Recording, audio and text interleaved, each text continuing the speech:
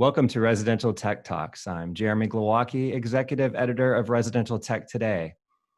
In this episode, I'm joined by Robbie Cabral, inventor, CEO, and founder of Los Angeles-based BenjiLock, a fingerprint-enabled padlock manufacturer that was introduced to the tech industry at CES 2017 and soon after made relatively famous on ABC's Shark Tank.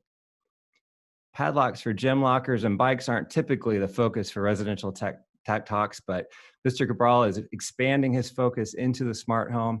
So we'll discuss that development and more in today's episode. Hi, Robbie. Welcome to Residential Tech Talks. Hi, Jeremy. How are you? First and foremost, I hope that you and the whole team at Residential Tech Today are doing well, and it's an honor to be with you today. Thank you. Yeah, we're hanging in there. It's a challenge, but with all things considered, I think we're getting through it pretty well. Thanks for saying that. And it's good to see you too. I've done a lot of viewing of your career, your exciting moments in your young career, and it's cool to see you. I'm glad to see you're wearing the hat. I have a hat that I brought in just to kind of look like the part, because I love your style there. I will take mine off because I can't quite match up to your swag there.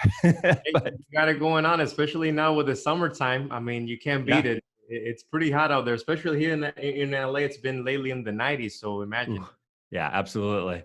Well, hey, your appearance on Shark Tank is kind of where I want to start, just because it's really where I think you got the most notoriety. It was a pretty emotional episode. The impact that you had on viewers, and you just to kind of give a little bit of background to lead into my first question. After your pitch, you were offered three opportunities. Three different sharks stepped forward to want to work with you, and you chose to go forward with Mr. Wonderful, Kevin O'Leary.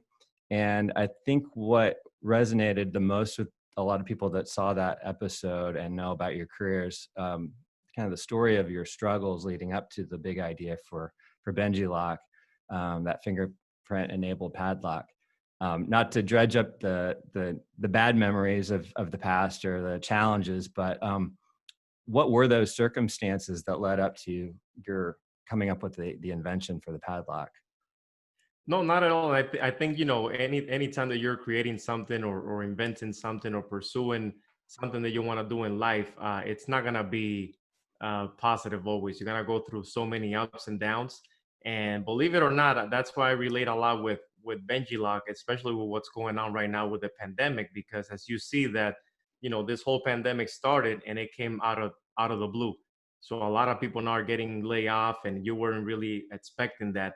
And that's what happened with me in 2014, that I pursued my opportunity to try to get a job to kind of support my family and all that. Lo and behold, I ended up getting a job, and 6 months into it, I was not really expecting it. I got laid off, and it was in the worst time of the year because it was December. And then during that hustle and bustle, my wife was pregnant, and then actually the same day that I got laid off, my daughter, which she's gonna be 6 now, she was born, Livia. Wow. And as you know, that was kind of like a turmoil. And at the end of the day, if you look at it, it's kind of like what's going on now, that you get laid off, you don't know what's gonna happen, but what can you do at least during that time frame that you might be feeling depressed, you might be feeling, a lot of anxiety, but what can you do to at least be proactive for yourself and for your family, even if you put a little bit of work into it every day? And that's basically what happened with BenjiLock. During that time frame, I decided to kind of be a little bit better for myself, because I was going through a lot of depression and eating a lot, and getting myself kind of like overweight. But then I decided to start going to my local gym. And one day I noticed someone left the key inside the locker, and I saw the manager coming in to bolt cut it, and then they had to get a drill. And I'm thinking to myself, wow, in this day and age, we have the iPhones now. They open up with your fingerprint. I think it was an iPhone 4 or 5. And I'm like, wow, how can you not have a lock that you can open with your fingerprint, but also with a key? Just keep it simple, no app needed, no phone needed. And that's kind of where the idea started. Okay, great. That's a good little moment in time to kind of explain how you got to the initial idea. I do want to know a little bit more about your background leading up to that even further, though. So you, did you grow up in the Dominican Republic? Is that correct? Correct, correct. So I was born and raised my whole life in Santo Domingo, Dominican Republic, which is the city. And then a lot of my family, they live in a small town called San Pedro de Macorís, which is kind of known for the baseball town, Right. like San Okay. Jose, and I mean, you name it. All of them kind of come from there. So I grew up in that environment. And for some reason, I was only raised by my mom, single parent. So I always had that always be humble, always be yourself, never like expect anything from anyone. And even if you give, never expect anything back.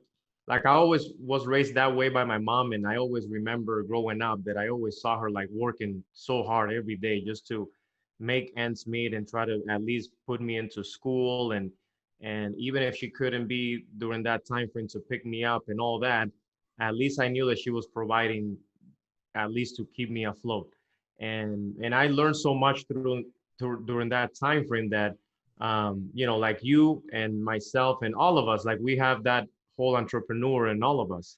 And I felt like my mom really taught me that growing up, and I always been humble because of that. So basically my whole life I was raised like that, went through school, did college back home. I was very into the whole artistic side of things. So before I actually came to America, I was in a band for like 10 years. Hmm. So that was like my thing to kind of let my emotions out and all that. I was into the whole alternative rock, punk rock scene, Okay. and I just know I just love the whole artistic side of creating lyrics and writing and making music, and that's how I ended up after finishing college going to America because I wanted to pursue the whole music Okay. uh, background, but that actually didn't pan out. So it's interesting how life kind of puts you in different ways, you know?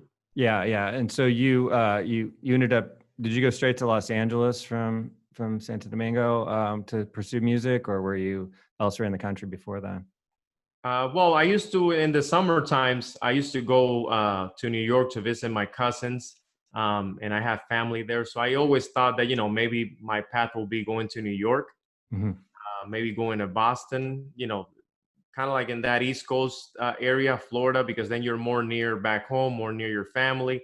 But for some reason, it was interesting. I never even pictured California, never even heard about California. I remember like Baywatch and TV back home and things of that nature, but I never really pictured it until an opportunity came by to sign up in a school here to kind of learn about the music business and things of Mm, that nature. And I said, why not give it a try?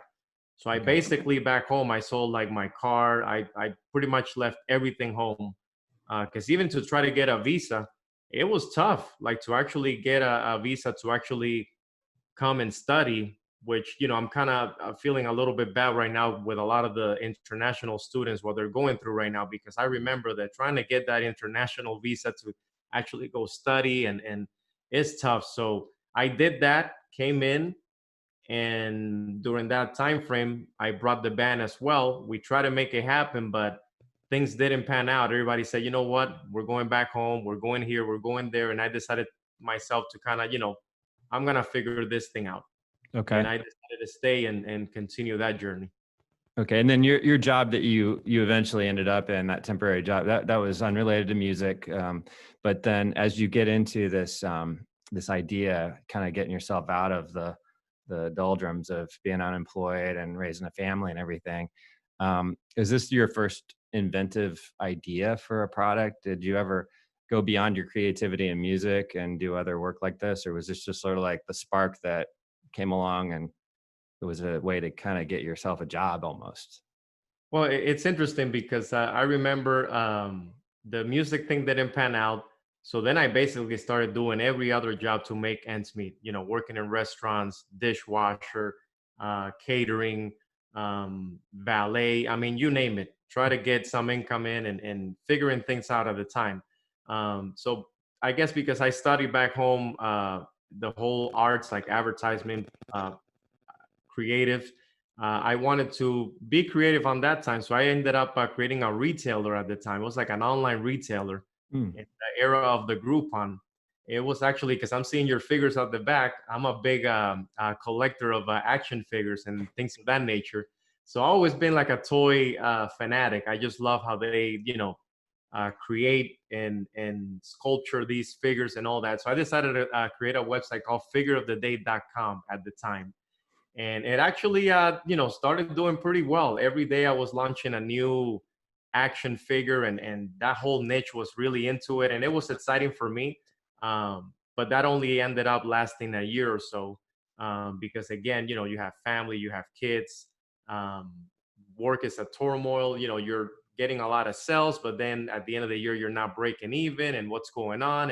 And at the time, lesson learned. Not every business that you do actually works. So then you have to kind of learn from those lessons and then take it to the next one. So that was one of my first entrepreneurial things that I did here in America, beyond back home trying to sell comic books and things of that nature. Um, but then after that, I landed a consumer electronic job for a headphone company Hmm. years back, and I lasted there a year or so, but it was just too far out from my house.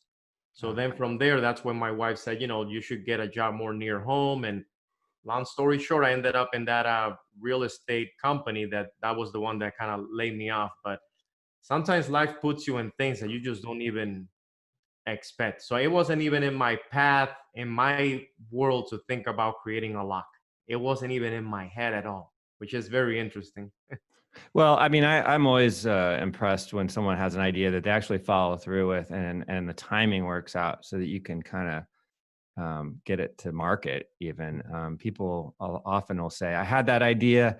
That other guy, did it before I did, or I just didn't get around to it." And it's like, yeah, that's a good story, but I don't know how realistic it was that you had that idea first. But this was an idea that, It's interesting picking back to what you were saying right now, because even when I unveiled the prototype the first time at CES, I remember a lot of people came to the booth and said, "Wow, this is a great idea. I had that idea years ago, and wow, how." And at the end of the day, I told him, it's the same as all of us. We all have ideas, but the thing is that what I've learned is that a lot of people don't actually execute them.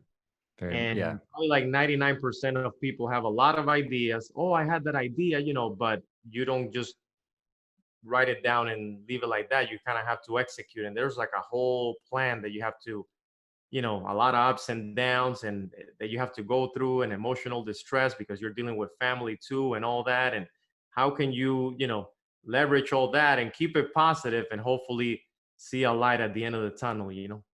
Well, yeah, I really wanted to dive into some of those early days because I don't think a lot of us really know how do you take that idea that's on paper and then execute it. And you did a lot of the legwork early on that I think got you the notice on Shark Tank because you had filed some of the paperwork for you know patents and that sort of thing. So take me through what was the um, the first stage after the idea came to you for this. Where do you go next for the product? Well, I remember getting out of the gym, and I was excited. I came back home and I started writing all these designs of how I kind of figure myself that the lock will look and feel, and what would it had. And since at the time I had experience with headphones, I kind of knew, okay, it's an electronic product, so you probably have to have a battery. I still wanted to have a key, but I don't want to connect it because I don't have a lot of income to probably build a product with a lot of stuff in it. And I felt like if you complicated it too much, then it was just going to be too difficult for the user to understand it. So that was my first thing. But then beyond that, I actually did my research and went to my local stores, and I couldn't find a product like that. So like I went to the Targets and the Best Buys and all of that, and I couldn't see it. So that was one, blink. But then after I did more research, thanks a lot for the world of the internet, I noticed that everyone that decides to bring an idea to market, you have to do your research in the legal way, because if somebody already, like the bigger companies, may have the technology in it or the patents or the intellectual property, then it doesn't even matter if you build a prototype and you waste all your money and income because somebody already has it.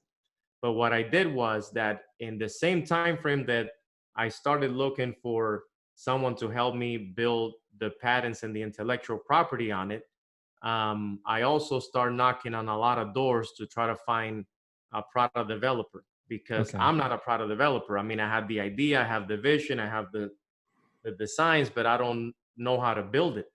So it's kind of like it goes back to again to the band, because at the time in my band I was like the lead singer, but I knew that I didn't know how to play bass, didn't know how to play piano, didn't know how to play drums, know a little bit of guitar, but I kind of have to assemble a band to make a song.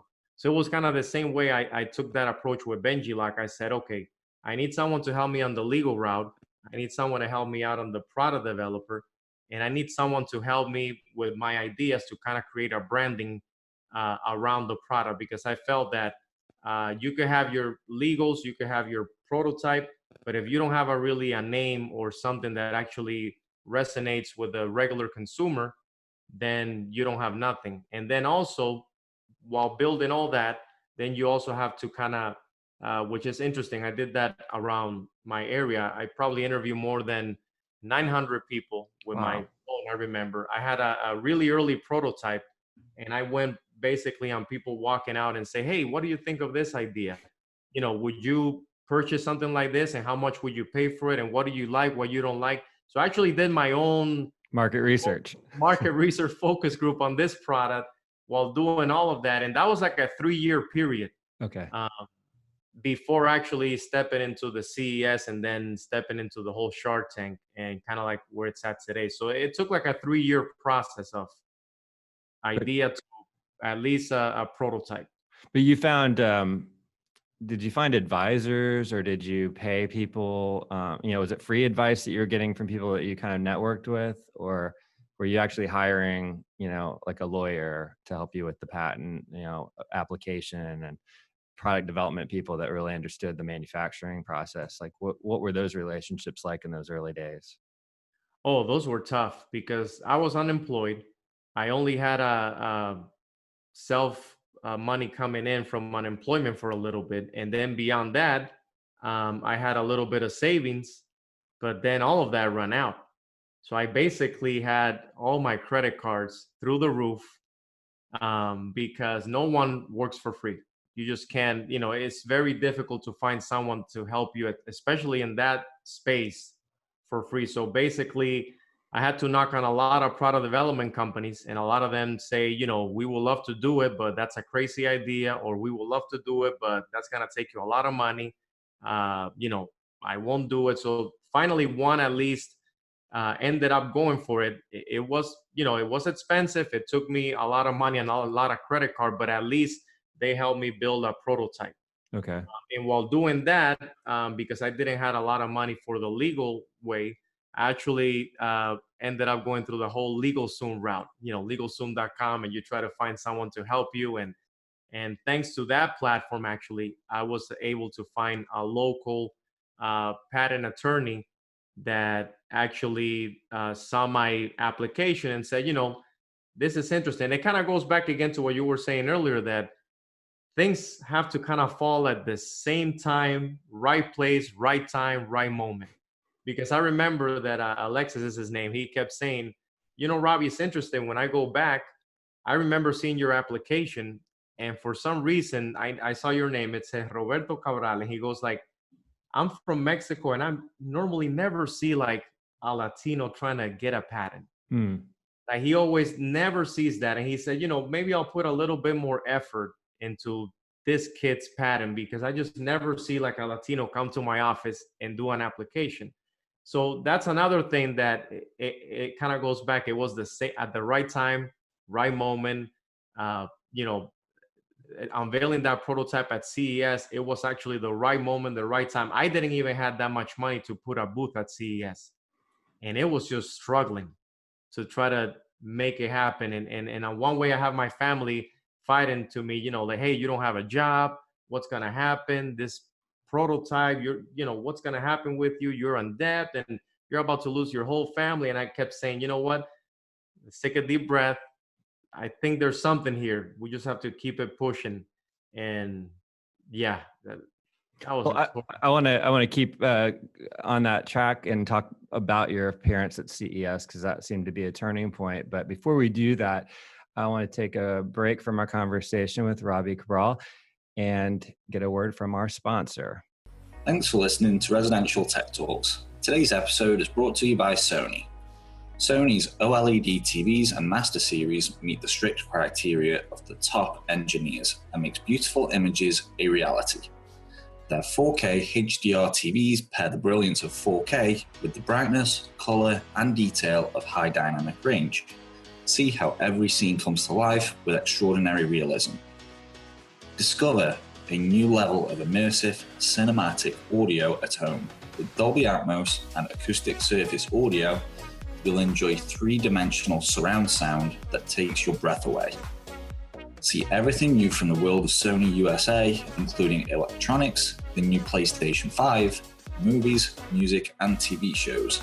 Visit www.sony.com to learn more. Welcome back. This is Residential Tech Today. I'm executive editor Jeremy Glowacki, and I'm talking with Robbie Cabral, inventor, CEO, and founder of Los Angeles-based BenjiLock.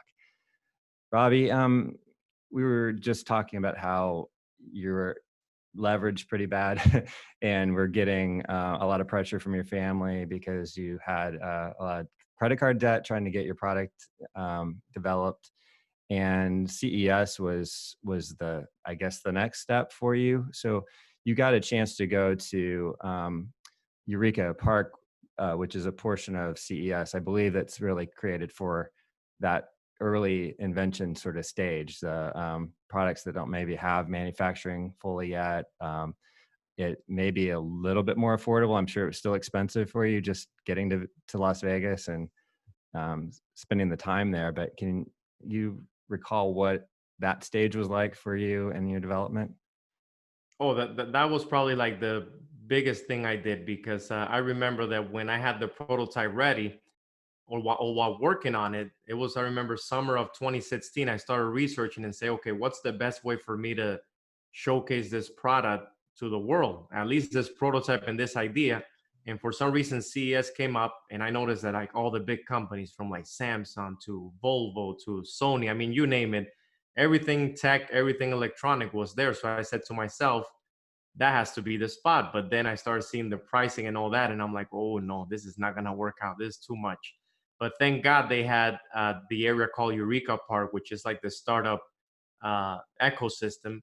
And at least you get yourself a small little 10 by 10 booth. It's not as expensive as the bigger ones, but at least you get a chance to be yourself, showcase your product.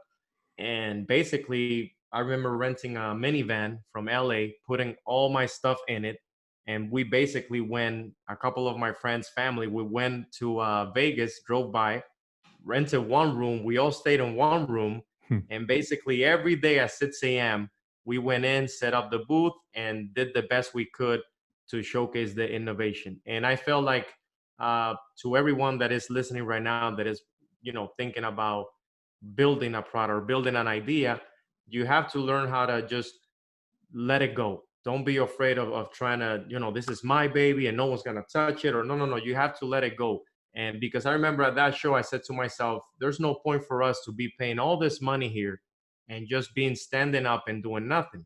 You have to let it go, showcase it, see what people think, people react to it. And believe me, a lot of people said, oh, this is crazy idea. This is stupid.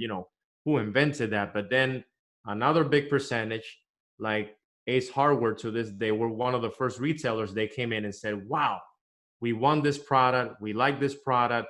How can we get it? And that's when I was like, okay, there's something here. Okay. And then a lot of people were walking and saying, hey, that looks like a really cool Shark Tank product. But I personally never even seen the show, never even heard of it. But they had a casting call in the same venue, very near, and they said, you should go and try the casting call. And I said, I'll try it. I don't have nothing to lose. Got a wristband, did my whole line, did the pitch for like 2 minutes and came back, forgot about it.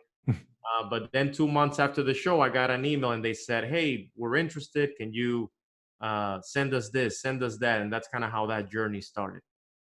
So then do you have an audition process for Shark Tank after that? How does it work from there? Yeah, that was interesting. Basically, you don't hear from them. And then all of a sudden, I got an email saying that, hey, we met you at CES. We like your interview and all that. And now you have to send us a personal video of yourself with your prototype. Mhm. And then maybe another video of how would you present your product to the sharks. And then a lot of paperwork that you have to read. And so that process took a couple months. But I always been a believer that, always keep your options open. It's kind of like when you're looking for a job, that you can't just land all your eggs in one basket. So I said to myself, okay, never seen the show. I've heard that it looks like it's interesting, could be a great opportunity, but I don't want to just focus on that because I just came from a trade show, but I'm coming back home to 3 kids. My wife is going back to work. I have to again do the whole Mr. Mom at home, dishes, everything. I mean, you name it, but also work on this prototype, build all those connections that I made at the show, like Ace Hardware and all these retailers, and how you keep them involved, because you still don't have a partner, you still don't have a manufacturer, you still don't have an investment. It's all you. So I said to myself, okay, I gotta keep myself busy, maintain all these relationships, still keep going with the Shark Tank opportunity, and see kind of how all that evolves.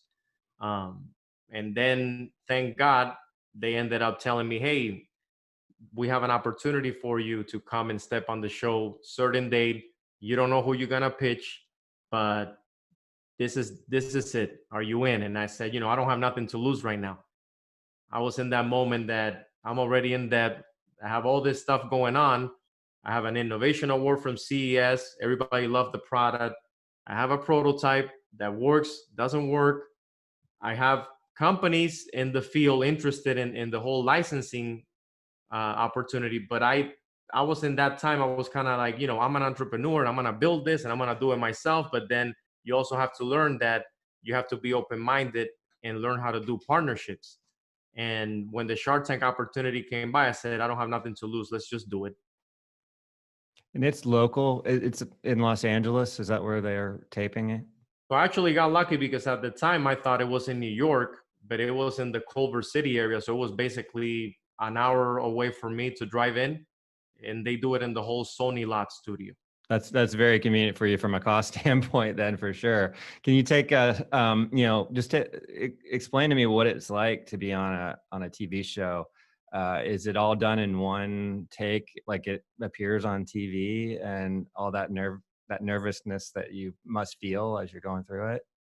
Oh, I would say, like, there's a lot of anxiety because you have anxiety at home and with your family because you don't know what's going to happen. You don't know who you're going to pitch with.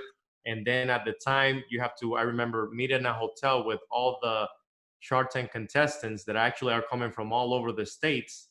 And every day, there's just a bunch of us meeting at this hotel and hopeful that you're going to get in that day of filming, because Mm, they do a couple weeks of filming and 10 to 15 hours a day, and you're one of those time frames. wow. And some pitches could be like 10 minutes, some pitches could be 2 3 hours. Mine was actually, I remember it was like around 45 minutes, and I think on TV you only get to see like 15 minutes. So that's an experience that you don't forget, but you don't really know what's going on, so you really go into it. And there's a lot of anxiety because when they open those doors, you actually don't know who you're gonna pitch. You don't know, what's gonna happen. What they think of you. Do they know about you? And it's interesting because once you step in, they don't start recording, but you see all the sharks are looking at you, and they're all looking at their phone, trying to Google your brand name, trying to Google and see who what is this, because they don't know. That's the intensity of it. That they don't know, you don't know, and it's all like live. Okay. So That's amazing. All right, that really helps me to understand how that whole the naturalness of that show. And so you walk in there, you see them Googling, and you've probably gone over this in your head. Have you practiced your pitch at home and that sort of thing? How's that process work for you? well, that process is interesting because you're practicing at home, and then when you go to the set, uh, each contestant has like a little space that they can practice their pitch and with their product and all that. But then before you actually step in, the producers tell you, okay, you're ready. And I say, I'm ready. And then they tell you, you know, don't worry about the pitch now, just be yourself, and it's kind of like, oh boy. So you have this pitch in your head and, what are you going to do? But at the end of the day, I always felt that because I didn't saw the show, like I wasn't really a fanatic of watching the show every day. I felt like I was just going to be myself. And that ended up helping me out a lot because I think the experience of being at CES, dealing with a lot of retailers, going through that whole 3-year experience of, emotional distress at home, but also building a prototype, building your patents and all that. I knew that even though I didn't have any sales, there was a potential of retailers interested and you had everything in place to go and defend yourself on Shark Tank. And you hear you read the quotes from the sharks, and a lot of them said this was the most unexpected, and some of us who you chose as your shark, but others it sounded like just your story in itself. And do you think it was because you really didn't have a product yet? It was a prototype, and a lot of the contestants that come in and have just needed more financing. They've already got a product; it's already got a partnership somewhere. Yours was really in the early stages, right? Do you think that was what was different about your situation? I think so. That was one. And another one was that, and I know this because after the show, some of the sharks asked me, like, do you even watch the show? And I'm like, not really. And they were like, it's interesting because everybody that steps into the show, they already know the questions, they already know the answers, they already know what they're going to ask us. And you were just like natural. Like we were like thinking, okay, where's this kid going now? And that's where it was.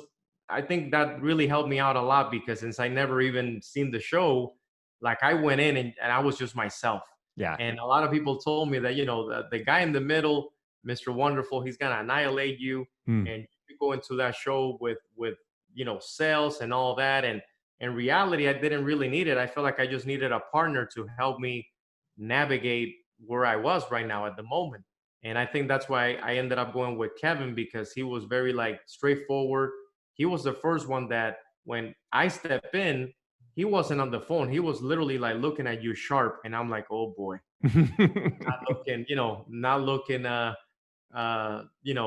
it's going to be fun. This is going to be a hot battle. But at the end of the day, I really went with him because he was very straightforward, straight shooter. And he said to myself that, have you ever thought of licensing? And I said, I thought of it, but I hear the stories that if you license, then your brand name goes away and it's basically someone else's property. And I really thought that I had something special with BenjiLock because everyone at the show came and said, hey, that looks like it could be like the next maybe Fitbit of padlocks. And I always thought too that there was going to be an extension of BenjiLock beyond the padlock, that you could go different ways because I felt like the technology of fingerprint and key that could leverage into even the home. And even at the show, Kevin asked me, can we put this technology in the door? Mm-hmm. And I said, yeah, that's going to be something that I would like to do in the future, but I'm still in the padlock phase. Right. And he knew already ahead of me what like my head was thinking and my mind was thinking. And I felt like, okay, this guy understands me. This is the guy. We need to partner up. So Kevin takes you through that after after the show, you start working with him. And I think a lot of us don't know what, I don't watch the show passionately. I've watched it enough. It typically is one of those vacation shows when we're on a hotel room, and it's one of those things we turn on, the kids can all watch it, and we find it interesting. And so I know a little bit more about those personalities than maybe you did when you went on that show, but I have no idea what happens afterwards.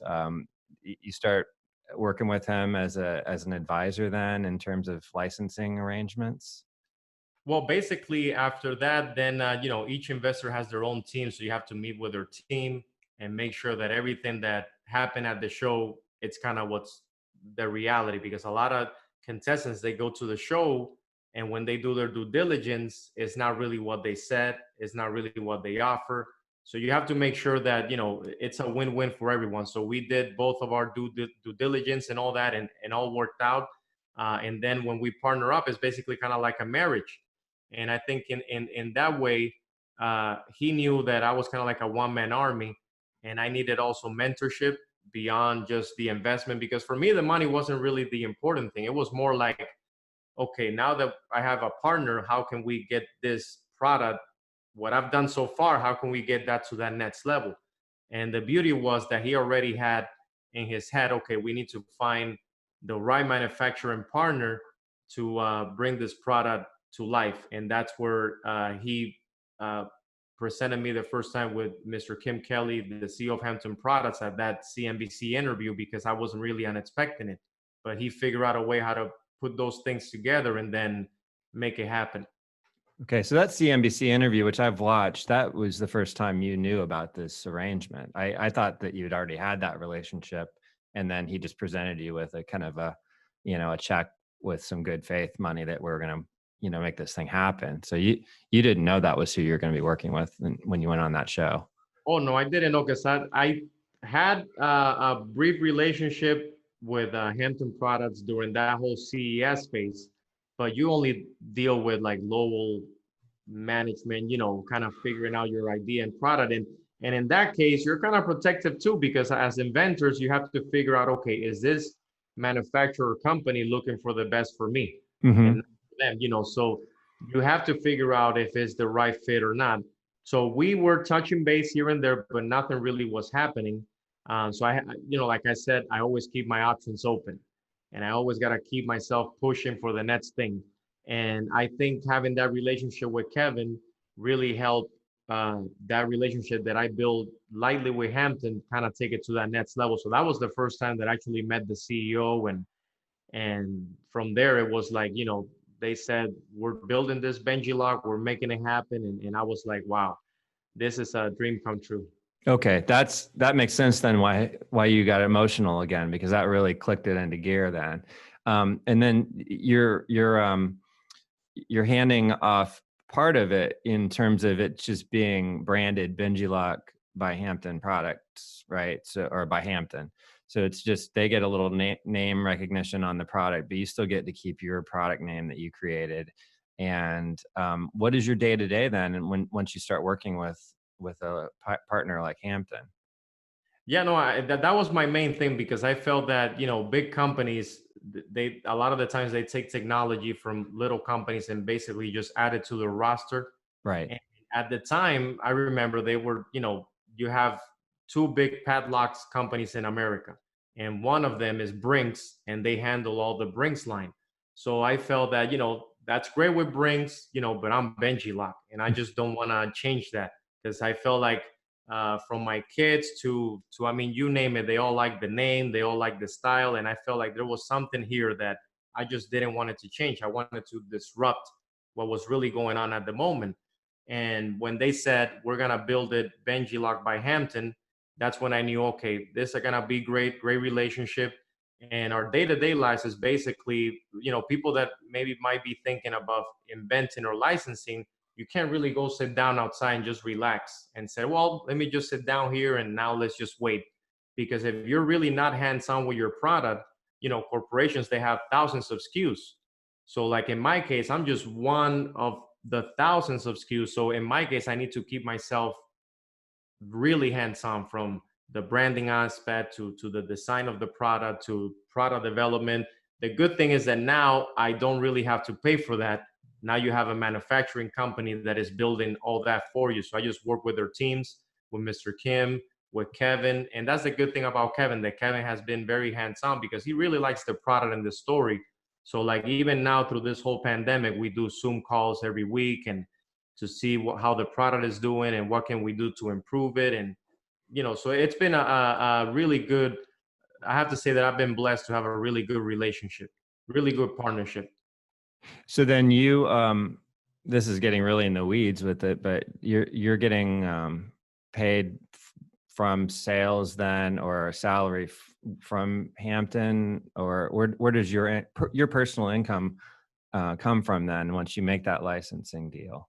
So basically, when you license your technology, in my case, we make sure, my consultants and my team on my end, we make sure that regardless that the corporation that is gonna do business with you, whether it was Hampton or whoever it was, you gotta make sure that there's at least a income coming in every year, regardless they sell or not. Because then that way, at least from my perspective, which is basically BenjiLock LLC, I still work from home, but I need at least an income to keep the company afloat with, you know, the legals, the patents, the marketing, the, you know, my own personal self. So that was one thing that I needed to make sure that we had something coming in every year, regardless you sell or not. Because, you know, it's kind of like the music industry that sometimes artists, they sign 2-3 year record labels, and at the end of the day, only one CD comes out, and then the other two, they kind of bank it in. Right. So you have to make sure that you have to put their sales team on perspective that, you know what, if you don't sell, that's your problem. I need to have money coming in every year because I already gave you my technology. So that's why for me, it's always been that I need to be very hands-on with it, because if I'm not, then I feel like my vision could get lost. Right. And I want to keep that going, especially now. So at the end of the day, I have to say that it's been a great partnerships. Partnerships are not bad, especially when you're startups, because I know startups, we want to kind of, you know, it's us and the world. Yeah. But in reality, if you find your right partners and you work together, it will work out. Right. And now you've got retail partnerships through Hampton, then at several outlets. So where are the products available currently?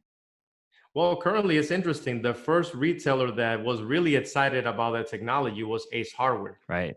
And what I had no idea, and that's how, you know, everything kind of fell at the same time, same place, is that actually Hampton Products builds all the Ace Hardware padlocks. So if you go to an Ace Hardware store, the Ace branded locks is made by Hampton. So Ace Hardware already being interested in BenjiLock, that really helped develop that Hampton relationship, because it was like, wow, okay, we're interested. They're one of our biggest retail partners. They're interested. So then let's launch the BenjiLock first with Ace. And that's how the Ace relationship and BenjiLock all started. So basically, Ace Hardware was the first retailer, and still is, that has both locks in the planogram, which is very exciting because they never had a fingerprint lock in the planogram. So this was like something that it's been fun, exciting, but it's also kind of disrupting a trend that you never seen. You know, it's always combination, but now you have BenjiLock.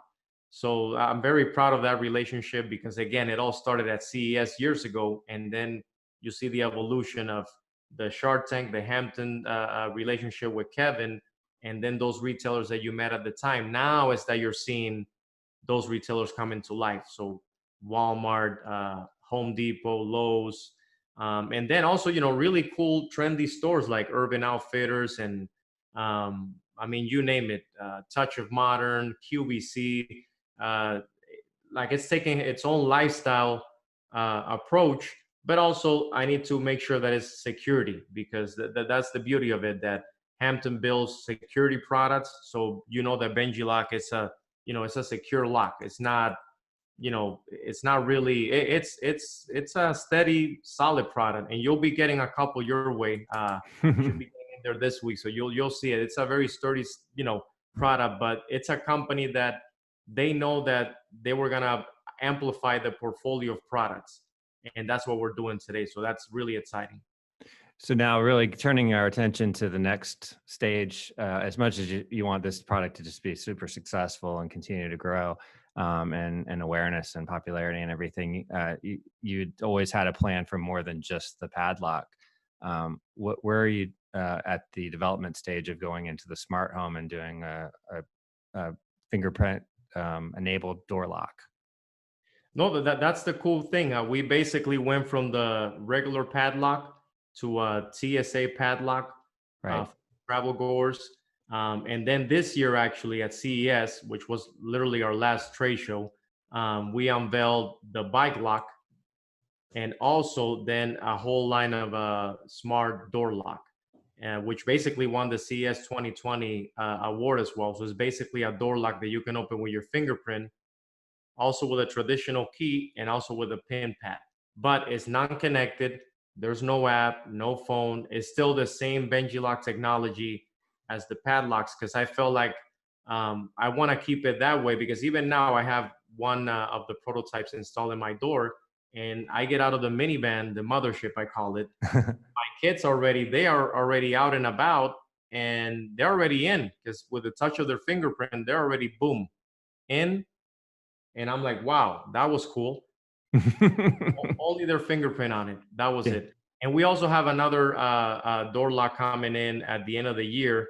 Hopefully, I don't know if it might be maybe early this year, that it will be connected. So it will be through an app under the Hampton umbrella that you can manage your BenjiLock and all that. But my priority at as well was to be non-connected first, because that's how the BenjiLock is non-connected. But how everything is evolving, we're definitely gonna have to be in that connected world too.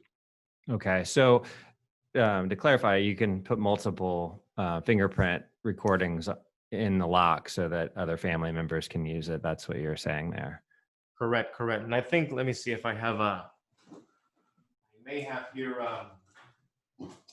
show you here a bit of a prototype, but the final one should be coming this week.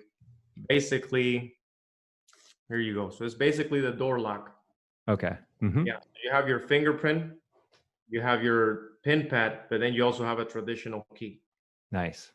So Okay. it's that's the beauty of it. And it's not connected, so it's the same technology as the lock, but for your home. Right. And that's what's really exciting. That now you're able to see that same technology, they're building it for the home. We also have a really cool drawer lock that I don't have a sample here with me yet, but that is fingerprint and key. So they're really expanding the technology. And again, it's kind of like the beauty of having a partnership, because if you're trying to do this on your own, then that requires a lot of investment and a lot of risk. And I admire companies like Hampton. I admire people like Kevin, because they're actually taking a risk. Just like I did and took a risk years ago on building this prototype, they're taking a risk on building your product, setting up manufacturing, especially with all this situation going on. Yeah. With the pandemic and retail sales going down because of the footwork, and also dealing with the whole tariff situation, because that's another thing that companies are losing millions every month, and people don't understand that. So that's something that I don't personally have to deal with, but at the end of the day, because my products are being built in that platform, it is something that I'm going to have to deal with sooner or later.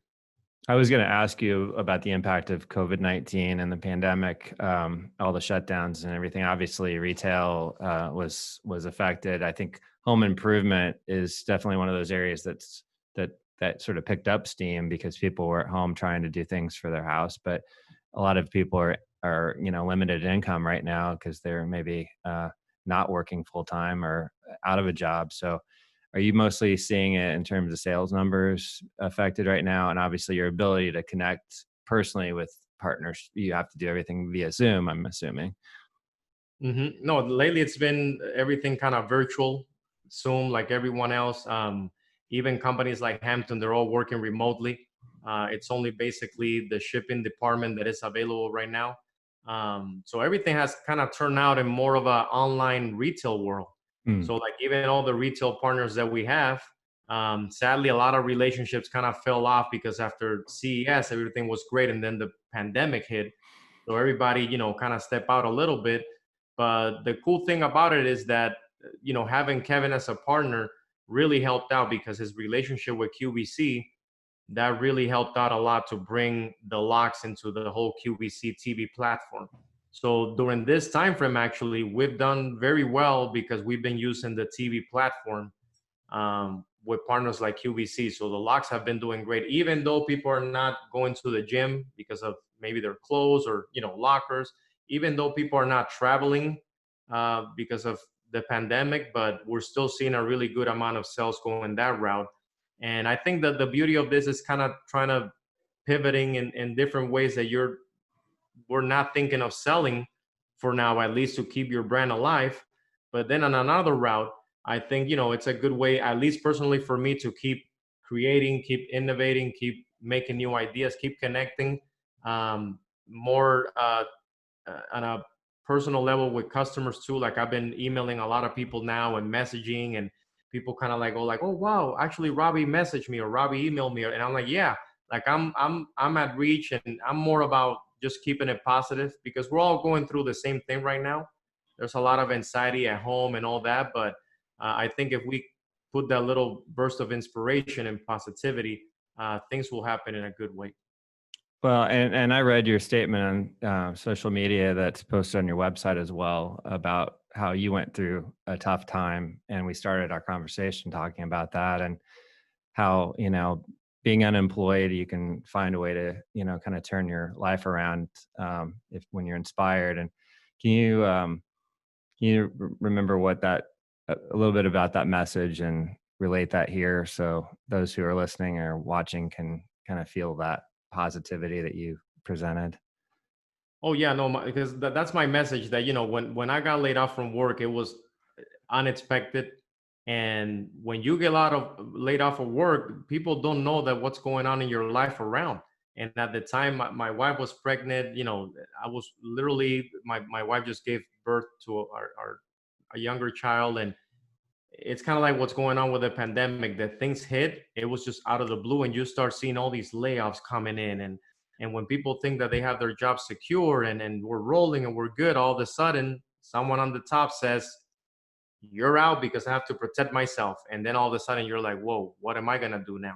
So I know it's going to be tough, but I think the people that are going through that right now, my message is kind of like, take a deep breath, go for a little walk if you can, let that anxiety out. And if you feel it one day, just start putting those ideas together, whether you want to write a book, or whether you want to catch up on a show that you maybe never wanted to see, or build something out of nothing, something that you always wanted to create.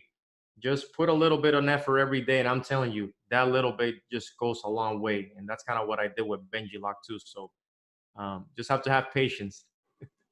Well, thank you. I really appreciate your time, Robbie Cabral. Thank you for your time. Thank you for sharing your story with us today. I wish you continued success with BenjiLock, and I hope that the smart home product goes really well. Look forward to keeping our audience informed about the new developments with that product. And thanks for your time today.